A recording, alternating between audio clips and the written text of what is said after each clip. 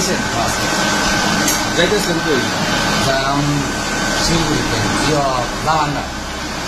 কোন জায়গা শিলচর করা জালাঙ্গা আসামের